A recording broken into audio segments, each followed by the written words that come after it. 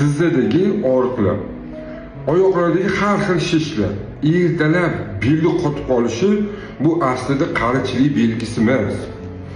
Limfa drenaj sistema degan sistema bor. O'shandan zaharlarni zararsizlantirish sistemasi deyiladi. O'sha ishlamaganda shunaqa bo'ladi. Endi o'zini davorini juda ham bitta zo'r shifokor Aleksey Kutsenko bor.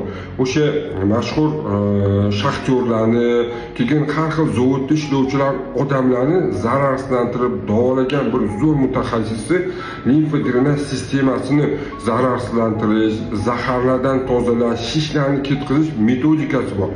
Yaxshilab ko'rib, saqlab olib, bitta like bosib qo'yasizda, men sizlarga o'rgatib qo'yaman. Profilaktika uchun ham qilish shart bo'ladi. Bir piyolaga yarim choy qoshiq dengiz tuzini solasiz, ustidan yarimta limonni yaxshilab siqasiz, aralashtirib, ustidan qaynoq suv bilan piyolani to'ldirasiz va yarim choy qoshiq asal solib aralashtirib qo'ysangiz bo'ldi.